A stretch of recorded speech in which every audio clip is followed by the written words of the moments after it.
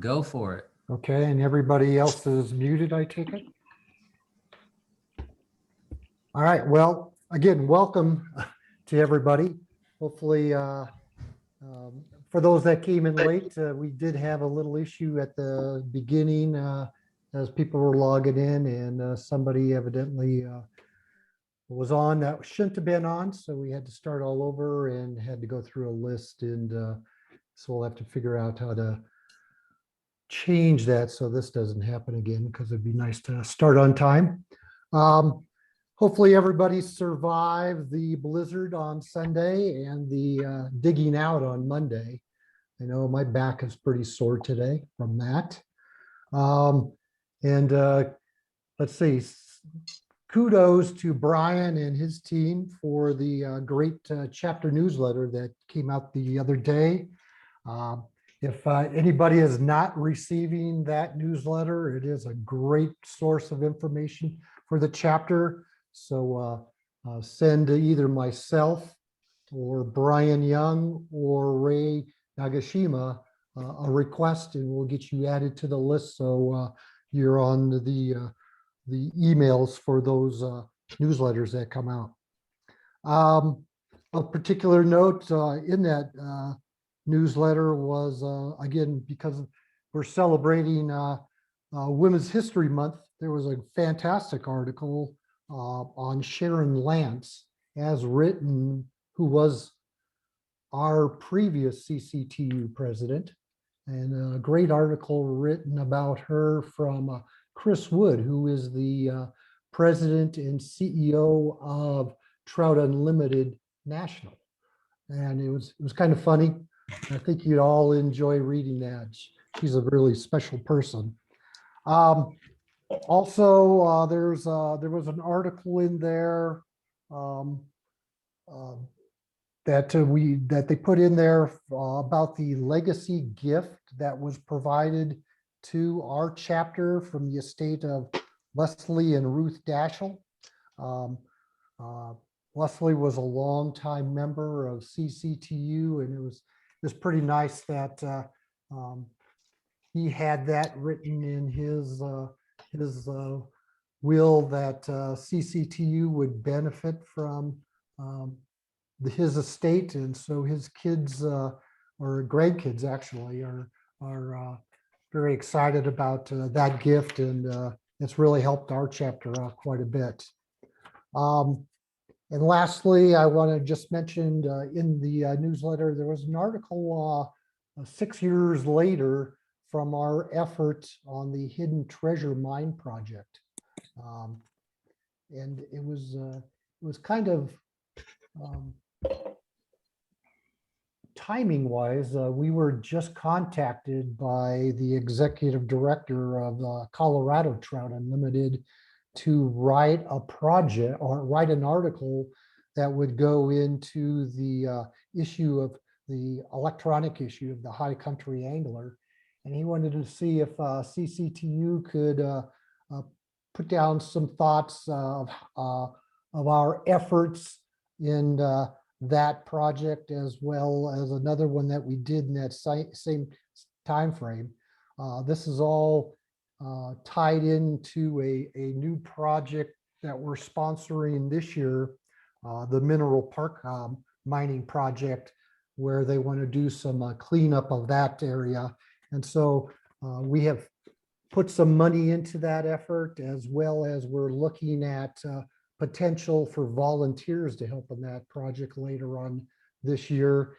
And so there's an opportunity there for somebody that wants to help volunteer on some actual conservation work. And so we've got George Franklin and we've got Richard Pulaski looking at that and seeing how we could help out there. So keep that on your radar in case that's something that you would feel interested in doing. And I think with that, and lastly in there, we have the new board of directors listed, so you could see a little bit about them and reach out and welcome them into the new board. And I think, George, with that, that's all I needed to say for today. And so I will turn it over, I believe, to Brian, who's going to introduce our guest speaker for today.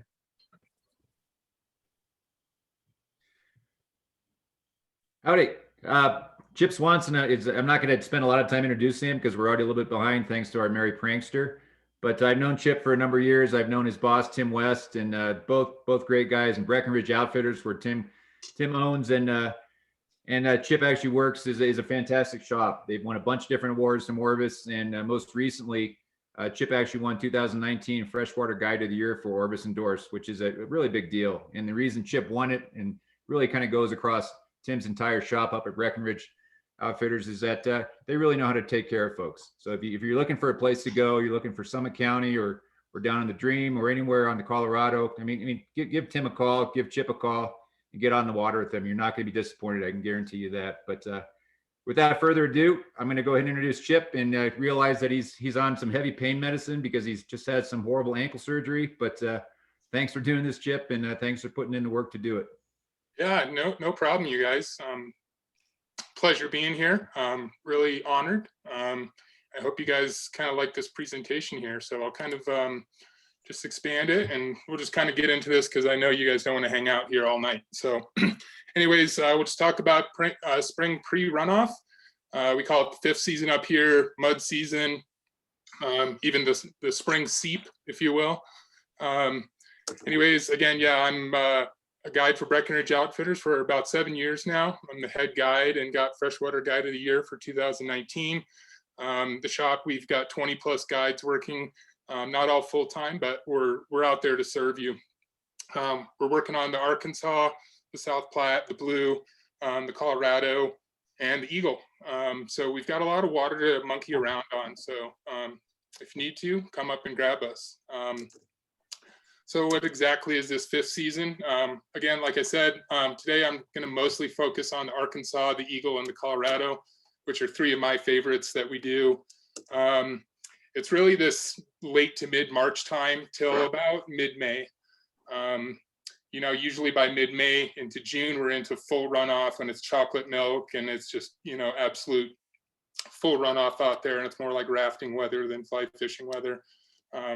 But that's what we're kind of talking about, is this little season. This is kind of one of my favorite times to fish, which is why it kills me to sit here on the couch. But the fish are hungry after this long winter, and there is a lot more food in the system. So that's kind of where that spring seep thought kind of comes through, where that water just kind of seeping out from the tributaries. Things are starting to ice out, and it's not as much as just like full dump and all the mountains are letting go of what little snow they have, especially this year. Like I said, flows are coming up. It hasn't become that chocolate milk. It's kind of like this tea stained color like you see on the screen, you know, that light green tea. That water can be absolutely awesome. Weather's kind of the big thing here. You really do want to be prepared for anything. You know, this is kind of stock photo of some stealthy fishing in the snow and stuff, but that's what you get in the spring up here in the mountains. It can be a sunny day and you're just like, where's my sunscreen? All the way up to, holy crap, this sucks. Just remember, no such thing as bad weather, just bad gear. Make sure you've got those really good waders, some good layering on your jackets, good gloves, socks, whatever. Good attitude always goes a long way. Big thing is check those river conditions before you head out, and have a backup plan, kind of like, you know, alternate section of river, maybe going upstream, maybe going to another river altogether, depending on those reports that you suss out yourself. Also, you know, backup plans could be just nearest brewery, places to get chicken tenders or pizza. You know, sometimes you just got to call it quits. But really, that's kind of like, you kind of got to know when to hold them and know when to fold them. If it's just a small little sprinkle down, it might be good for fishing. But it could also just be that horrible, nasty day, and you just got to know when to call it and go home or go to the bar. So anyways, this next little thing is going to be basically a little video from a couple years ago. I believe this is on the Rio Grande, but it kind of gives you an idea here of what's going on. It's just big water, raining, that tea green water. But we were hammering it. This is my wife. And also, yeah, it can be tough. Don't be hard on yourself. But here's that little video for you. Rio Grande, 23rd. Already double digits. We got the wrong takeout. And now it's raining and pissing. And we got 8 more miles to go. Woo, Woohoo! Streamers! So yeah, anyways, that was the Rio Grande. We were just hucking meat out there. I did miss my takeout. I actually got the wrong one assigned. And the shuttle service took my truck 8 miles further downriver than where I thought it was going to go. So that made for a long, cold, wet day. So again, just being prepared for everything there. Let's talk about the ARC real quick. During this time of season, I mostly focus on those areas around Salida and heading down towards Canyon City. We're able to fish from basically Leadville to Canyon City underneath our permit, but consider Buena Vista and Leadville kind of, off limits at this point. Not totally off limits, but those fish are going to be still in their winter water. Now, if it's going to be a very warm spring, like pre this storm, you might be able to creep up in there a little bit around the BV zone and get some fishing done up there. But otherwise, stick towards that Salida and Canyon City zone. Really, I believe that the most popular section is from Big Bend down to about Rincon. And that you can check out on maps and whatnot. That Big Bend to Salida is a fun run, but just beware of the Lowhead Dam that's there. Always run left. The other stuff, there's lots of access points on there, and I'll show you a map in a hot second here. If you are going to float, like I said, Big Bend to Salida or Salida East is a great one. Salida East to Rincon. And just remember, that's mostly all raft territory. If you guys got drift boats, that's pretty much a no-go. You might want to be rethinking that, and just be aware you got to be a good oarsman and be able to read that water. Lots of rocks and little sleepers, as we call them.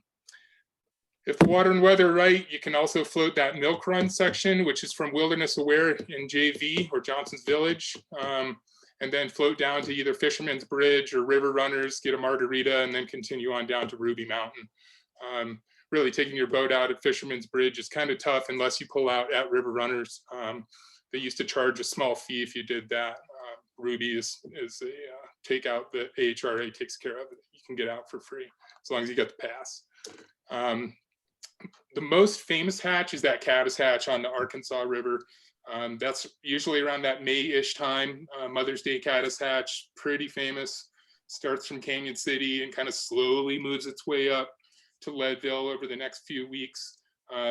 That said, the stuff that's coming up here probably end of this month going into April is going to be blue-winged olives.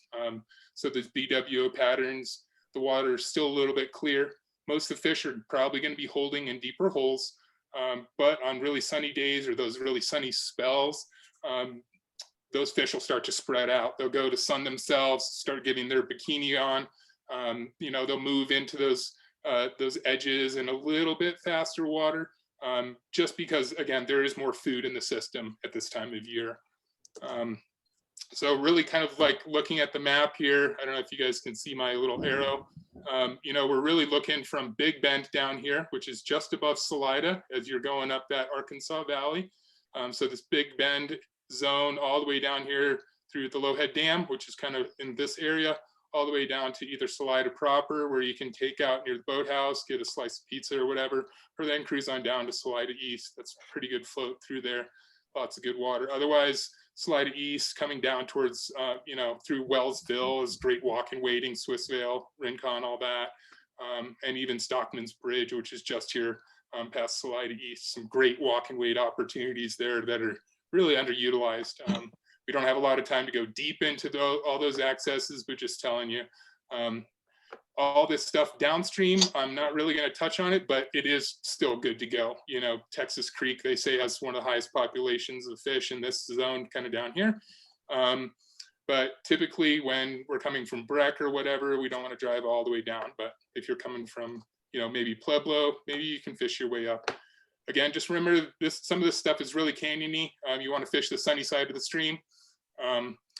Those cold water areas, the fish are going to be a little bit slower activity, blah, blah, blah.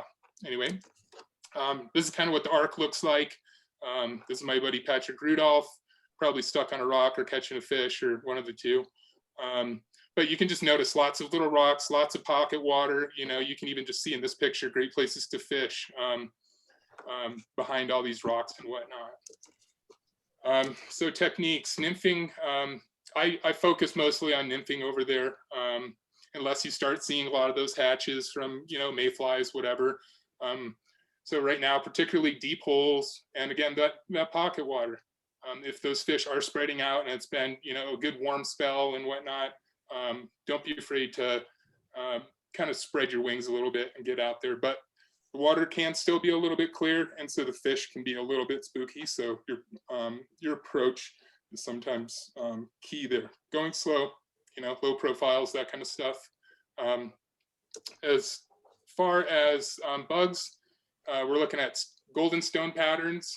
That's going to start to come up here. So, your wired golden stones, Charlie Craven's 2-bit golden, yellow mini Pat's rubber legs. So kind of like smaller on that side, but that, variegated yellowish Pat's rubber legs, not just throwing the same thing at them, throw a little color in there. Once you get closer to May, those caddis larvae and pupa patterns are, whatever your favorite ones are, go to those, especially during caddis hatch. 2-bit hookers, and again, Charlie Craven's design there. Big fan of reds and olives, browns. The mayhem, if you haven't fished a mayhem, that can be literally anything from blue-winged olive to a midge. Really sneaky, fun fly. And pheasant tails and hare's ear. I'm a 42-year-old that's got a 16-year-old living inside, but I still like the old school stuff. So the regular old pheasant tails and hare's ears, and sometimes I'll even blank out those beads and just go basic. No beads, pheasant tails and hare's ears. Those fish will eat that junk. As far as dry flies, like I said, the BWOs are kind of starting to come up, but once you get closer to May, you're going to start to look at more of those caddis type patterns. So elk hair caddis, whatever favorite ones you got, the missing link or whatever. Stimmies, my favorite's an orange stimmy. Small BWOs, anything from, just a parachute Adams or whatever BWO patterns you got.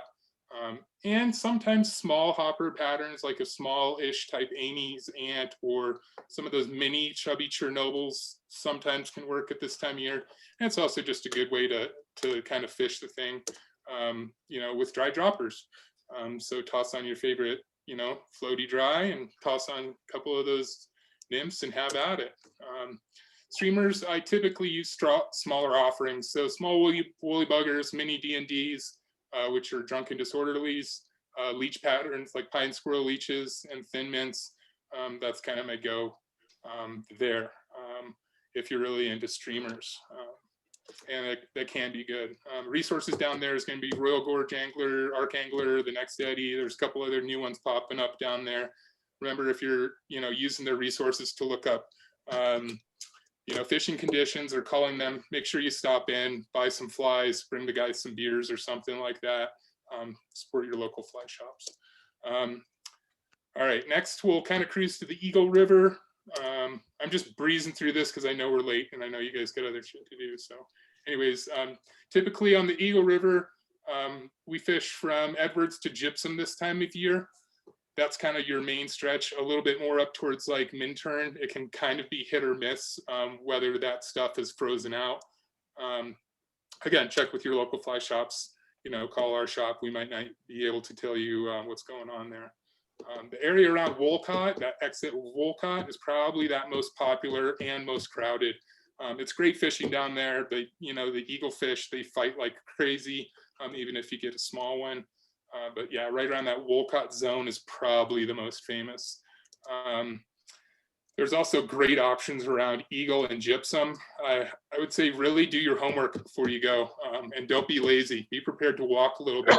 Accesses that are just awesome if you do your research. Colorado Parks and Wildlife sites, that kind of stuff. Do your research, look at maps and stuff before you go. I'm not going to give out secret spots, but there's some great stuff in there to be explored. But sometimes you got to walk and use your feet a little bit, but it's a great, beautiful river.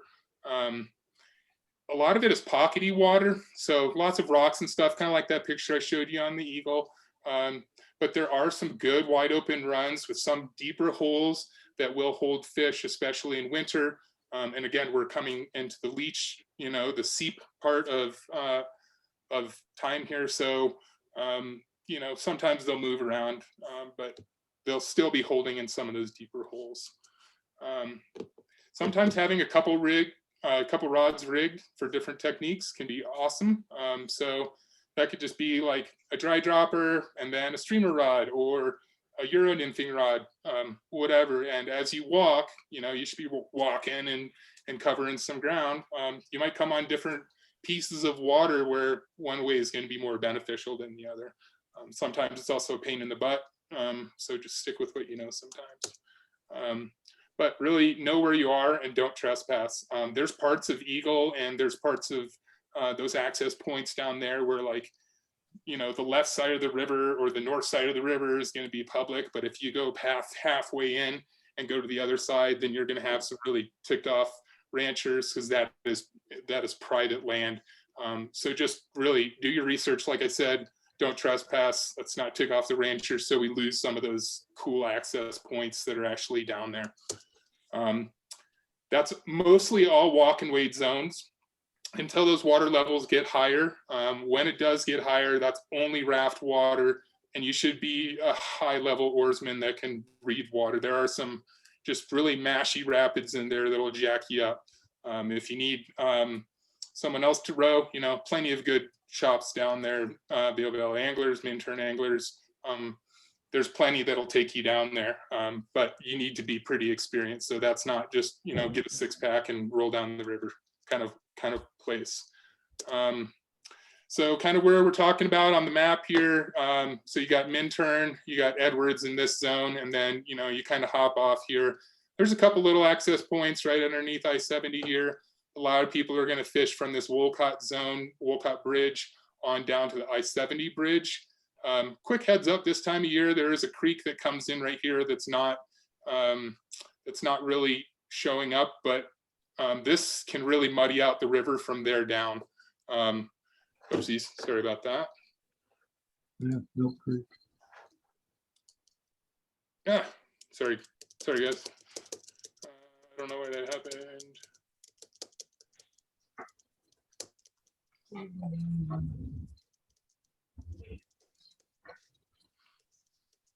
Okay, so anyways, but there is great stuff down here in Eagle, upstream and a little bit downstream. Again, Gypsum has some great stuff in here at those access points. Make sure you walk a little bit, but there's great braids. There's some great water up here to fish around in. Going down south, again, I'm not going to touch on it. There is some stuff from Gypsum down towards the Dotsero zone. Again, you really just want to be paying attention to those river conditions. But otherwise, yeah, this Wolcott zone can also be very, very crowded. So that kind of goes back to having those backup points. We'll get to the Colorado in a second, but just thinking out loud, if this is no good, here's the Colorado River up here, not too far away. That might be better. So just throwing out options in there for you guys.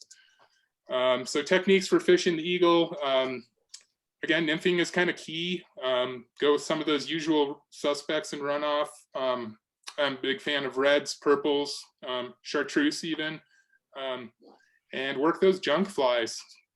We call those junk flies the worms, the mops, eggs, that kind of stuff. But you'll still pick them up on zebras, red rainbow warriors, jujubatus, juju midges, top secret midges, foam wing emergers, that kind of stuff. And don't be afraid to throw out some stonefly patterns there as well. They'll still gobble that up. So Kaufman's stone, or going back to a Pat's rubber legs, the old cat turret. Streamers, again, mini dungeons, mini meat whistles, slump busters. I tend to stay on the smaller side. It doesn't mean they won't eat the big, gigantic stuff, but I feel like I get more takes with the smaller type offerings. So thin mints, even, you know, going slow and going small, they will eat them. Dry flies, again, it's kind of blue-winged olive season to start, and then going into caddis patterns. The eagle, according to the Parks and Wildlife, has one of the biggest caddis hatches, like right behind the arc. So don't be afraid to throw those caddis patterns out there. Like I said, I like, you know, once caddis start going, things that have chartreuse in them, chartreuse copper johns, a caddis candy, other caddis variants, X caddis, I think it is, has some of that stuff in there. You'll find them out there, but that's going to be good for that caddis time. Euro nymphing and tight line techniques. Boy, you can just slay fish on the eagle Euro nymphing or tight line nymphing, however you want to call it. Those flies, those bugs get down there, you know, use your favorite jig stuff, send it down behind those holes, and man, it can be really fun and super duper effective as well. Let's see, sometimes fish in the morning can have better water clarity. So again, you know, those colder temps is going to slow down the melt a little bit. So, you know, getting there in that 9 to 10 o'clock area, sometimes earlier, can get you clearer water. But as you go, sometimes that water will stain up a little bit. That's kind of a plus minus. You kind of want that happy medium of a little bit of stain, but not like crazy stained out chocolate milk mud, where you just can't even, you know, see down in the water 3 inches.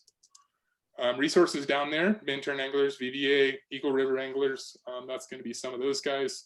Again, support those local shops, all about it. All right, so moving on to the Colorado River. We'll talk about the Williams Fork and the Sunset Reeder Creek accesses. Again, the Williams Fork, that's a bottom release dam, so it is adding a lot of clean, clear water in there into the Colorado. Upstream, you know, Byers Canyon, Hot Sulphur Springs, sometimes that's not all thawed out this time of year, but it will. And then it can add a lot of mud up there. So you just, again, be aware of your conditions. That's all walk and wade zone up there. And there are lots of good holes to explore. So sometimes up there you'll go and there will be like 10 dudes fighting over 2 holes. But I'm telling you, spread out, use those wings, use those legs, go and find some stuff. If you're always fishing that same, you know, partial hole, maybe go check out the Sunset access or the Reeder Creek access and go and check it out. It's getting more crowded out there in 2020, 2021. People are trying to get out, and we've got more people coming into the sport. Don't be afraid to spread out a little bit. Use those feet. Don't get frustrated like I do sometimes. Dry fly fishing up there can be very good. Small Baetis patterns, midges, very small caddis patterns, like micro blacks is what I kind of call them. They're really tiny, like size 18 and stuff like that. Can be good. But typically until, you know, salmon fly hatch, you're kind of on those smaller type patterns up there. Again, BWO season coming up right around the corner. So if you're the dry fly fishing guy, that can be pretty fun up there. The dry dropper is super effective in those shallower runs. And sometimes I'm putting my dropper just like 6 inches below dry fly if it's really thin. There are still fish in those waters sometimes. Again, on warm days, they're trying to wake themselves up a little bit, warm up. Nymphing, usual suspects, you know, dirty flies, red, purple chartreuse, sometimes egg patterns.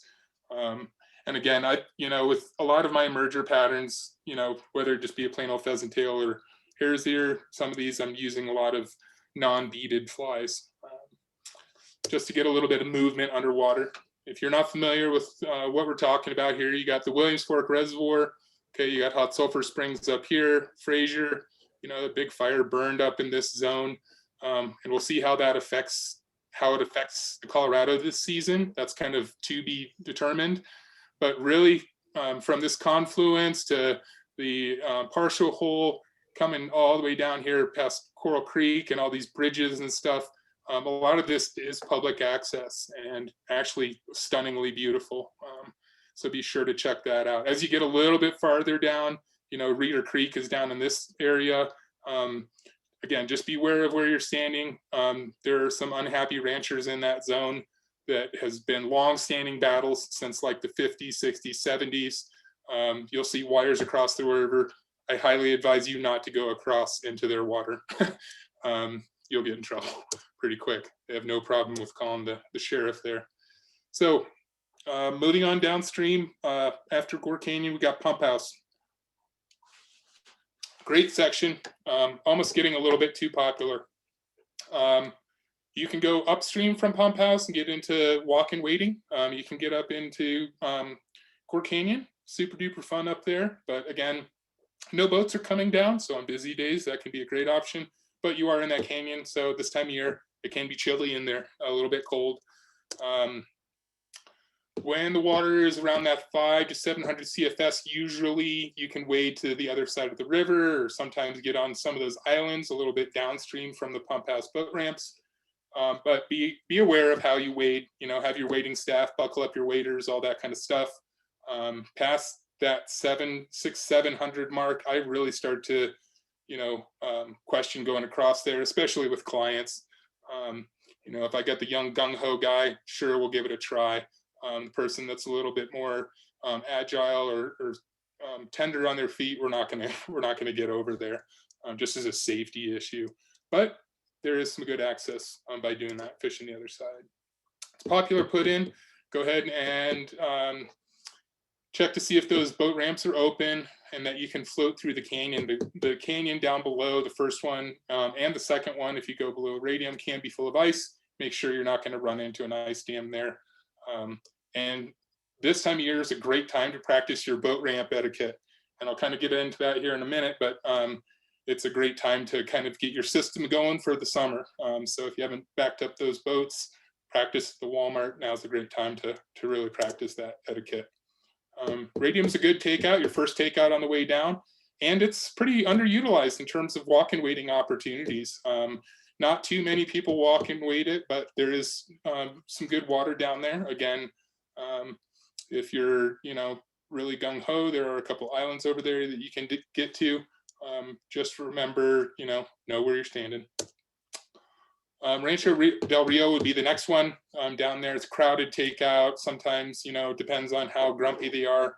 If you're just a private boater, they might charge you like $2 to $5 to take out, park your car there, blah, blah, blah. And there's not a whole lot of walk and wading. Mostly there, right around there is mostly private land until you kind of get downstream a little bit. If you're floating Radium to Rancho, again, make sure your ice dams and check those water levels to make sure you can get the drift boat down. Otherwise, it's kind of raft territory with those little sleeper rocks under there and whatnot. But I can sneak the really nice drift boat down in around 550. Some people aren't going to take it that low. So just as a map where we're looking, here's Gore Canyon, Kremling would be up above. From Pumphouse here, you can walk and wade up into Gore Canyon a little bit. Once you get up here, it's more of a camping trip. And that's a lot of it is like class 4, class 5, nasty, gnarly water that'll, could kill the average dude. But there's some great fishing if you just hit the trail here at Boat Ramp 1 and head upstream. Pumphouse to Radium, that's kind of self-explanatory. Again, you got a canyon in this zone. The hot springs is here if you've ever been to Radium Hot Springs. Good walk and wading, mostly on this side of the river, a little bit downstream that people really don't get into that much. There's some great eddies down here to dork around in. And then just up above Radium, you're going to have like these little islands and junk up here. And you can also walk upstream towards the canyon. That's all public. If you're not afraid to use those legs and walk, you can park here near Radium and walk upstream. Some good stuff. Rancho's just down below. Again, that is a private access. It's not public. Don't forget that. Support those little guys down there. But that's Rancho. We'll kind of cover Rancho to State Bridge here in a hot second. But I don't know why that happened. Sorry, guys. But anyways, this can be a great section as well. Rancho to State Bridge, and then State Bridge to, they don't have it on here, but I believe it's just around McCoy zone. There's Twin Bridges, which is another great access. So you can go State Bridge to McCoy. Some walk and wading around here. Also, there's a little tributary that comes in, but then a lot of this coming down to Catamount is private, so more of a float trip. This is one of my customers, Blake, kind of early season, holding a nice fish. We needed a fish picture in there just so you guys had it. So Rancho State Bridge, lots of riffles, lots of pools with some good pocket water.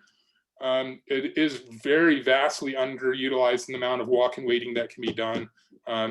You can park there on that road that basically goes from State Bridge to Rancho, walk over the railroad tracks pretty much all the way up to State Bridge or up to Rancho del Rio, and get down into some of those access points. Not a lot of people use it. So go check it out. Spread out. If you're getting frustrated by people, spread out, walk. It is a quick, fun float. I think it's only about 3.5 miles or so, but lots of opportunities to pull over and walk and wade, fishing those riffles, or where those riffles pour into those deeper, wide open, slower moving pieces of water. That can be good down there. State Bridge to Catamount. Basically, my wife thinks that Two Bridges has the best drop toilets, and she made me add that in there, but they have like the best toilets, she said. It is becoming way more popular. It's a quick, easy date for those in that Vail Valley area. A lot of those guides will come over and float these sections down here. It's wide open, no big rapids, just a little bit of navigation, but it is becoming more and more popular. It's a bit flatter with lots of good dry fly, dry dropper opportunities, places to throw streamers. It's pretty wide open. I had a customer from Hawaii a bunch of years ago land a 32-inch brown trout down in those sections. Thought he was snagged on bottom and actually landed a huge fish. But like I said, walk and wading is way more limited because a lot of it is private land. And just be sure you're careful where you drop your anchor, because remember, technically at that point you are kind of trespassing. Most people are pretty chill, but again, you're in kind of rancher territory where they might get grumpy at you. Most people are pretty okay down there though. Lots of camping opportunities. There is some stuff to pull over, but again, it can be kind of hard to find. They're not like the well-defined campsites like from PUMPHOUSE to Rancho, where there's big posts and everything's beat down. Do your homework. A map or a GPS can benefit you if you are going to camp down there, or pull over for lunch. That can be very helpful. Two Bridges to Catamount, so kind of skipping down. Two Bridges to Catamount, that's about 13 miles or so. So basically start early, give yourself plenty of time. If you're going to go State Bridge to Two Bridges, it is a much shorter float. It's I think from memory, it's about 5 to 7 miles, maybe 9, somewhere in there. But just make sure you got enough time there, because if you think it's short, then it's not. And then that new Catamount takeout, if you haven't been down there in a couple of years, you got to go under a bridge, and then it's going to be on your left after kind of like some big riffles that you used to take out before the bridge on the left. Now you got to go downstream, and there's a new takeout there on the left-hand side. We don't guide these sections down here as a shop, but I kind of wanted to touch on these for you guys that might be looking for other different spots to go check out. Take advantage of shelves, drop-offs, braids, holes and buckets, kind of self-explanatory there. Just be looking for those places where fish want to hold. Next is Mr. Salmon Fly Hatch. If you haven't seen these things around, they're super duper fun. Big old bugs, 3 inches around, or 3 inches long. They've got, those orange bands there, and sometimes when you turn them over, they're really, really orange, hence the salmon fly. That's kind of their color, but they are massive. You can kind of see the water down my oars down there. Again, it's that tea green kind of color. Typically that junk those guys start to pop off in May when those flows come up a little bit more. Let's see. So here I got a little picture of the salmon fly on the side. You can see the river. Those stone flies are going to crawl out from the edge, come out onto the branches, molt, do their thing, and then they're sitting here kind of letting their wings dry and get ready to annoy you and scare you as you're floating down the river. It's probably most famous hatch on the Colorado. because it is just giant dry fly bugs that you can throw. It can be tricky though. Sometimes they'll key in on those big, huge dries. Sometimes they really want the big, nasty stonefly nymphs, Kaufman's, old school patterns like that, and you know, all the way up to the cat turd. And sometimes they just don't give a rat's ass, you know. Sometimes you'll be throwing that stuff and they're not eating it, and you got to kind of switch or flip the script a little bit, change those patterns around to stuff that they haven't seen. And if it's just not working, forget it, try something else. Some days the fish just put their nose up in the air about it. Typical strategy there, you're going to throw that giant dry fly with a giant stonefly dropper. If you want to toss on that third fly, throw on a sparkly type emerger. You can also put that emerger in the middle if you want that stonefly to kind of drop down a little bit farther. That's fine too, if you want to throw those triple rigs. Typically fire it towards the banks, which is where these stoneflies are.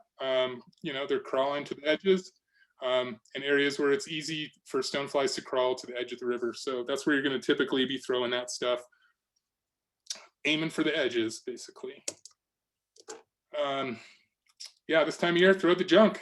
Once it turns off water, off color, worms, eggs, mops, flashy, blingy, blingy. That stuff all kind of really catches their attention, brings them to the table, makes them look a little bit more. Otherwise, we're going to be using those stonefly patterns, micro black caddis, fox, to help find the cure of this terrible disease.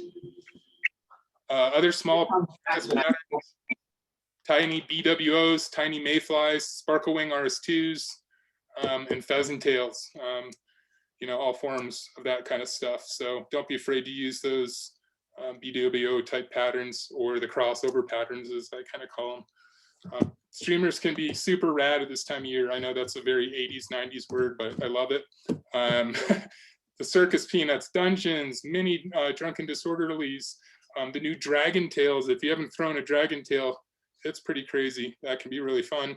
The tits up or the tips up, or the boogeyman. Those are, you know, both Kelly Gallup designs. Those can also be pretty good at that time of year.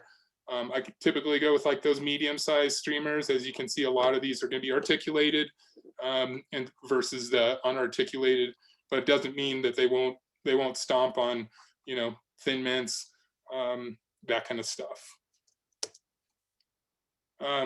Oh yeah, don't be afraid of trying the two-hander and the single-hand spay casting this time of year. You can cover a lot of river. It's really fun if you've never spay casted. You know, the Orbis guys can help you down at the shops down there or whatever. And some of us guides even have our own two-handers and can help you out there.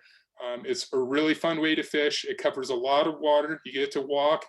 Once you get that spay cast down, you can just send these streamers to the other side of the moon and really cover a lot of water. This is my customer last year. Again, he's got a gigantic streamer hanging out of his mouth. This fish on the tape was 34 inches. Obviously, we caught him at night in an undisclosed location. I will tell you it was on the Colorado River, and it wasn't in the Pumphouse Radium section. But these fish lurk everywhere, and there are big ones, like really big ones. The thing was just a donkey. But 34 inches on the tape. We did let him go, so he's back in there for your catching pleasure. Don't think that it's all small fish. There are some absolute badonk-donks in there. There are some big fish, but they're picky. You got to know when to fish them. Again, look at the time of day where we're at. It's pretty much that sunset dark time, but they're out there. So don't be afraid to toss the meat. Other considerations for this fifth season kind of time, consider some still water and ice out on the lakes. That's where you can fish those edges, and you can have a lot of success, and it can provide a lot of really fun opportunities. You know, here's me just roping a fish, doing nothing else fun, and then my dog. But it can be really fun out there. A little bit chilly. You can see I'm kind of bundled up, but you can have clear days. This is April, I believe, last year. So kind of wrapping up, I'll kind of get on my little soapbox for 1 second. Just remember, most of the time it's the fly, or it's not the fly, it's you. Practice those casts, get those mends down, get that dead drift going. You should know how to execute all your mends, the upstream mend, downstream mend, stack mend, and the reach mend. Those will all help you catch more fish. I don't care what river it's on. Most of the time as a guide, what I'm seeing is people are decked out in thousands and thousands of dollars of stuff, thousands of dollars of, rods and reels. And I say, okay, just go ahead and give that a sweet, upstream mend or a stack mend. And they ask me, what? These are basic skills. Hop on them, do your mending. Boat ramp etiquette, like I said, I'd totally get into this. Totally rig up first, guys. Get your boat rigged, get your flies rigged, get your beers where they need to be. And then have those backup skills going for your trailer. You should be practicing that at Walmart or wherever, and get that truck backed up quickly, get it in the water, park your truck, and it's time to go. The key here for everybody is get off the ramp.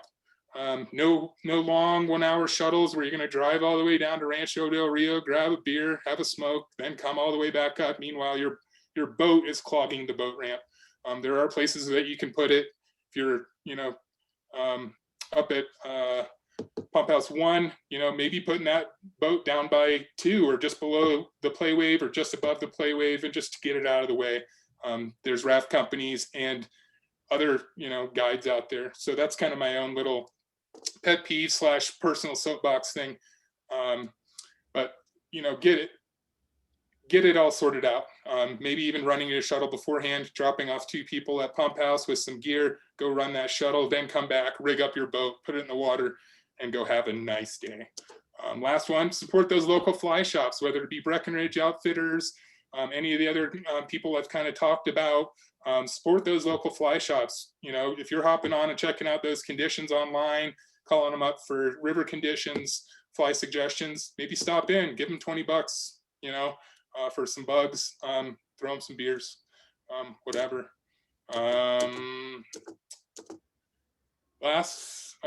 Does anybody have any little questions? This is my buddy Hank. He likes brown trout a lot, so he just circles them. That's what Hank do. Sometimes guiding, I feel like this is my good job, just swimming into this trout. I've got a question. Yeah, shoot, go ahead. Hey, you ever wade fish below the bridge, at State Bridge, either side? Yes. If you're looking downriver, I'd say that river left side, below State Bridge. There's actually access. You used to be able to camp down there. I don't know if that's all changed, but you used to be able to camp down there on that left-hand side for quite a while. And yeah, you can definitely walk and wade for quite a ways down that left side. The right side, I'm a little bit more skeptical of, and I think those walls get a little bit steep there on that river right side. So if you're looking down river, it'd be that right side. Can get a little bit steeper, harder access. But I used to camp a lot just below State Bridge on the left there, and there is some great walk and wading for sure. Great. I have a question. Shoot. On the lower Arkansas, are you familiar with fishing below the reservoir? What's the fishing like there? Oh my gosh, that's so fun.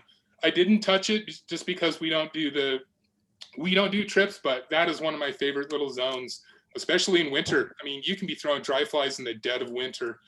That can be really, really, really good fishing. Again, Pueblo has a little bit of that crime, so just kind of watch your back. But yeah, you can fish all the way down below the reservoir, really starting like right there where the water dumps out, and then pretty far down there. But yeah, I've had some great days where all I was tossing was just a single dry fly and just having a great one. You could almost do like a whole separate presentation just on that lower part down there. That can be really good. As it heats up, again, there's some cooler water coming out. But I've mostly fished it in, again, winter, early spring. That's kind of the times that I've really kind of gone down there. But yes, it's awesome. It's actually really good.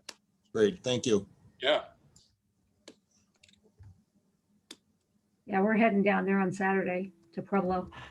Yeah, it's fun. Pueblo can be nice and warm. It can feel like summer in the middle of February. 70 degrees. Yeah, exactly. You're like, oh my gosh, I don't need a jacket. The word down there is it's midge time. Yeah. Big time right now. So yeah, midge and yeah, that's kind of the name of the game in winter in general. But yeah, start to, it's mostly midges probably now, but be looking, if you're just not catching things, throw some BWO patterns or those patterns that kind of cross that line a little bit, like the magic fly. I don't know if you guys have ever seen the magic fly nymph. That could I'm be also hearing eggs too. Yes, yep. Eggs also, this is kind of the time of season where those rainbows are starting to drop eggs. So brown trout in fall, rainbows in spring. So that's where your egg patterns are going to work for sure. Yeah, if you guys are looking for a good fly shop down on the Pueblo tailwater, the Drift Fly Shop is really kind of the guys to talk to down there. Yeah, and also Rogue Gorge Anglers, they're another Orvis outfit. That's literally a family shop that's been in the family there for at least 2 or 3 generations. And the father, who I believe is kind of more retired now, and the son who owns it, and most of their guides are super duper knowledgeable. They're 2 miles outside of Canyon City, going kind of towards Salida. But again, another great resource. Those guys are smarter than hell. Yep.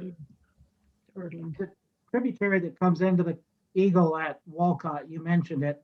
Do you or does anybody have a good idea who can tell you what the status is on a given day?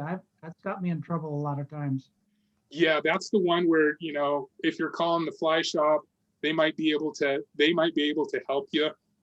That one, it can sting you. Yeah, it can sting you. So sometimes when it's kind of the season, I'm looking for those colder temps at night to hopefully slow down that melt off. As far as resources,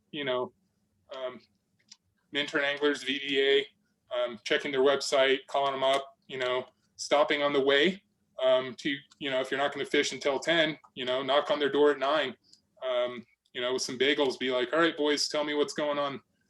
What are you seeing? And they might tell you in the morning's going to be good and the afternoon's going to be, ruined. But yeah, I've gotten burned by that as well. And that's kind of just a play it by ear thing. You can call that shop down in Eagle, see if he's just seeing chocolate milk every day. And he's a very, very small shop. So he can always use some support, but call him up because his fly shop is literally sitting on the Eagle, and he can look out his front door and smoke a Marlboro and tell you what it looks like. So. Chip, I have a question about the maps. Yep. Are they available in your shop? I was particularly interested in the Arkansas. Yes, we do have a bunch of maps in our shop. We're going to have most all those drainages, and it's going to provide a lot more info. These maps I just pulled off of offline. My wife helped me actually do that because of my injury thing.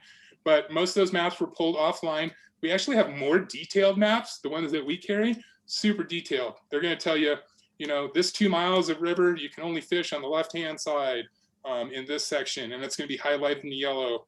And then, whatever. But we carry those maps in our shop. I've got a glove box that's just packed full of those maps. Do you have the Williams Fork area? Yeah, we do. We do have the Williams Fork area. I believe that's partially on the Colorado map. So you'd be looking for the Colorado River drainage. They're going to be 2-sided maps. So one's going to be like an upstream section. The other one's going to be a downstream section. But yeah, it should be on that Colorado drainage there for that type of info. Can we get availability on your website for floats and that sort of thing? Yeah, you just got to call the shop and talk to them, see what type of stuff that we have going, see if there's availability. Our calendar isn't published online, so you just need to call the shop and talk to the boys, talk to the shop guy. Our owner is super duper involved. Like in the summer, we can barely get Tim out of the shop. Like from June 1st to frickin' like September until hunting season starts, Tim's damn near in there every day. So him, Tyson, some of our boys, it's like, just call the guys, and you can really get in there at any point. You can also request trips. So if you're like, hey, I want to go out with that meathead ship, you can call up Tim and say, hey, I want to go out with meathead and get in this nice Boulder Boatworks drift boat, like down here. I got a Bentley of a drift boat. I'm mostly going to be, me personally, because of this ankle injury, until I get kind of going, probably I'm mostly going to be doing float trips this season. And that's kind of where I'm going to be until, you know, I'm a little bit more solid to walk around and chase you up and down the river and net your fish. So I'm mostly going to be doing those walking weights, but feel free to call up and request. That's a-okay as well. Hey, What is Big your Buzz, if you want that Arkansas map, just Google AHRA for Arkansas Headwaters Recreation Association, and just do AHRA map, and you'll find that map. It's pretty readily available. Absolutely. Absolutely. And if you're like interested, you know, in doing some of these other walk and wade sections or whatnot, you can also just request, hey, I want to go check out the Ark. I want to go check out, you know, XYZ River. You can request that, and whatever guide you get assigned to, typically the shop's going to take those notes down and say, hey, this guy wants to fish the Eagle or whatever. Your guide will call you and see if it's a viable option. You know, sometimes it might not be viable, you know, like the Eagle, where it's just, dude, it's mudding out every day. If you want to do a quick morning half day, great, but doing a full day is going to suck or whatever. Yeah, feel free to call, because we'll take you where you want to go. And we've got guides kind of spread out, and a lot of them live in different spots. Like we've got a guy that lives over there in Buena Vista and comes to Breck every day, so he can take you on the Ark without a big drive for him. So, you know, anywhere you want to go, we got some meatheads that'll take you out there.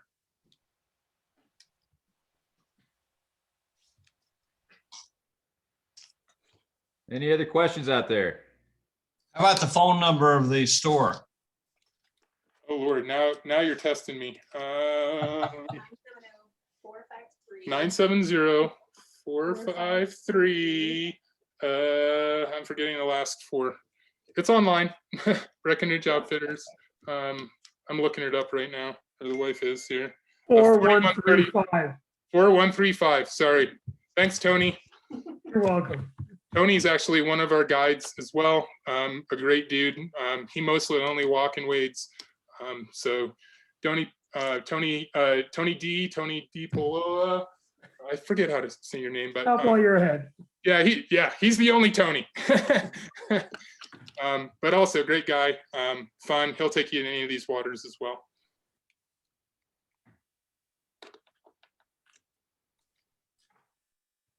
Any other questions?